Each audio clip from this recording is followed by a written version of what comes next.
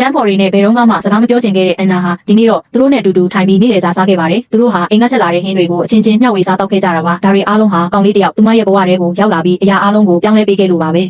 အန်နာဟာရှက်တက်ပြီးကိုယုံကြည်မှုမရှိတဲ့အတွက်ကျောင်းမှာအနိုင်ကျင့်ခံရဖို့အလွယ်ကူဆုံးပြစ်မှတ်တစ်ခုဖြစ်ခဲ့ပါတယ်။သူတစ်ပါးအနိုင်ကျင့်တဲ့အခါအန်နာဟာတခါမှပြန်မပြောရဲခဲ့ပါဘူး။ဒါပေမဲ့တယောက်ကသူမကိုလာနှောက်ယှက်တိုင်းချက်ကအမြဲတမ်းကြားကနေကာကွယ်ပေးခဲ့ပါတယ်။သူကအန်နာကိုအားပေးတယ်နှစ်သိမ့်ပေးတယ်ပြီးတော့လူတွေကိုဘယ်လိုနှုတ်ဆက်ရမလဲဆိုတာကိုပါသင်ပေးခဲ့ပါတယ်။ချက်ကအန်နာကိုအခြားသူတွေနဲ့စကားပြောပြီးပွင့်လင်းလာဖို့အမြဲတမ်းတွန်းအားပေးခဲ့ပါတယ်။တဖြည်းဖြည်းနဲ့အန်နာဟာအတန်းဖော်တွေနဲ့စကားဆက်ပြောလာနိုင်ပြီးနေ့လည်စာစားချိန်မှာလည်းသူတို့နဲ့အတူတူဝင်ထိုင်ကအိမ်ကယူလာတဲ့အစားအသောက်တွေကိုမျှဝေစားတောက်ဖို့အထိပါကိုယ်တိုင်စတင်စူးစမ်းလာခဲ့ပါတယ်။အန်နာကသူမအနေနဲ့တငယ်ချင်းတွေအများကြီးရပြီးကျောင်းဆင်းရင်အတူတူအိမ်ပြန်ကျင်တယ်လို့ပြောခဲ့ပါတယ်။သူမပြောတဲ့စကားလုံးတိုင်းကိုချက်ကကြားသွားခဲ့တဲ့အတွက်နောက်နေ့နေရာတွေပြန်လဲတဲ့အခါသူမရဲ့ဘေးနားမှာပဲထိုင်ဖို့သူတေချာပြင်ဆင်ခဲ့ပါတယ်။ချက်ကအတန်းထဲကလူအားလုံးကိုအန်နာရဲ့ကောင်းကွက်တွေကိုပြောပြခဲ့ပြီးသူမဘေးမှာထိုင်ရတာတကယ်ကိုကံကောင်းတဲ့အချက်တွေရှိတယ်လို့လည်းဆိုခဲ့ပါတယ်။မကြခင်မှာပဲအတန်းဖော်တွေကအန်နာကိုသူတို့ဘာသာသူတို့စတင်ချင်းကပ်လာကြပြီးအန်နာလည်းသူမရဲ့အမှောင်ကဘာတွေကနေဖြည်းဖြည်းချင်းထွက်လာနိုင်ခဲ့ပါတယ်။သူတို့နှစ်ယောက်အတူတူအချိန်ဖြုံးလာကြရင်အန်နာဟာထိုနူးညံ့တိမ်မွေးတဲ့ကောင်လေးအပေါ်တိတ်တကူတန်ရောစင်တွဲမိလာပါတယ်။ချက်ဟာသူမရဲ့အမှောင်ထုတွေကအလင်းရောင်ကြီးလေးတစ်ခုဖြစ်လာခဲ့တာပါ။အန်နာရဲ့ခံစားချက်ကိုသူမရဲ့တငယ်ချင်းတွေကလည်းမကြခင်မှာပဲရိပ်မိသွားကြပြီးသူမရဲ့ပျော်ရွှင်မှုကိုကိုယ်တိုင်ပဲလိုက်လံစုပ်ကိုင်ဖို့တိုက်တွန်းခဲ့ကြသလိုဘာပဲဖြစ်ဖြစ်နောက်ကနေအမြဲရှိနေပေးမယ်လို့အတိပေးခဲ့ကြပါတယ်။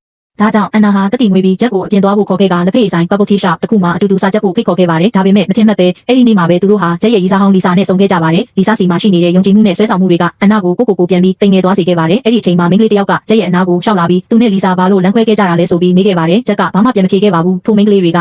အန်နာဘက်ကိုလှည့်လာပြီးသူမရဲ့ရုပ်ရည်နဲ့ဝတ်စားဆင်ရင်မှုကိုလှောင်ပြောင်တယောကြပါတော့တယ်။ချက်ကမတက်ရက်ပြီးတခုခုပြောဖို့ပြင်လိုက်စင်မှာပဲလီစာကဂျားကနေဝင်ပါပြီးအဲ့ဒီမိန်းကလေးတွေကိုမောင်းထုတ်ပစ်လိုက်ပါတယ်။အဲ့ဒီနောက်လီစာကအန်နာကိုစိတ်ရင်းမှန်နဲ့တောင်းပန်ခဲ့ပါတယ်။လီစာထွက်ခွာသွားခါနီးမှာပဲအန်နာကသူမကိုလှမ်းခေါ်လိုက်ပြီးကျေးဇူးတင်စကားပြောခဲ့ပါတယ်။လီစာဟာကျနာတက်ပြီးပွင့်လင်းကပေါင်းရတင်းရလွယ်ကူတဲ့သူတစ်ယောက်ဖြစ်တာကြောင့်အန်နာကိုချက်နဲ့မတန်တဆသလိုပို့ပြီးခံစားရစေခဲ့ပါတယ်။နောက်ရက်မှာတော့လီစာမောင်းထုတ်လိုက်တဲ့မိန်းကလေးတွေဟာပြဿနာရှာဖို့ပြန်ရောက်လာကြပါတယ်။သူတို့တွေကလီစာကိုကိုထိလက်ရောက်ကျူးလွန်ဖို့အထိပါလှုပ်လာကြတဲ့အချိန်မှာအန်နာကအချိန်မီရောက်လာပြီးတားဆီးပေးခဲ့ပါတယ်။အန်နာဟာလီစာကိုကာကွယ်ဖို့တတိရှိမတက်ရက်ခဲ့တာပါ။ချက်လဲဝင်ပါလာပြီးပြက်သားသားရင်ဆိုင်ခဲ့တဲ့အတွက်ထိုမိန်းကလေးနှစ်ယောက်ထွက်ပြေးသွားကြပါတယ်။ချက်ကလီစာကိုအန်ရီတစ်ခုခုရှိရင်သူ့စီကိုလာခဲ့ဖို့ပြောလိုက်ပါတယ်။သူတို့နှစ်ယောက်အတူတူထွက်ခွာသွားတာကိုကြည့်ရင်အန်နာရဲ့နှလုံးသားလေးပြိုလဲသွားခဲ့ပါတယ်။ဒီအရာအားလုံးဟာသူမစိတ်ကူးရင်ခဲ့တဲ့တသက်တာဖြစ်တယ်ဆိုတာကိုအဲ့ဒီအချိန်ကြာမှပဲသူမသဘောပေါက်သွားခဲ့ပါတယ်။လီစာလိုမိန်းကလေးမျိုးပဲချက်လိုနူးညံ့တဲ့သူနဲ့တကယ်ထိုက်တန်တာပါ။အဲ့ဒီအချိန်ကစပြီးအန်နာဟာချက်ကိုတမင်တကာရှောင်ဖယ်ပါတော့တယ်။ချက်ကသူမရဲ့နာမည်ကိုလှမ်းခေါ်ရင်တော့အန်နာဟာလှည့်မကြည့်ပဲထွက်သွားခဲ့ပါတယ်။ချက်ကတော့ဘာကြောင့်လဲဆိုတာကိုမသိပဲလမ်းပြောင်းနေခဲ့ရပါတော့တယ်။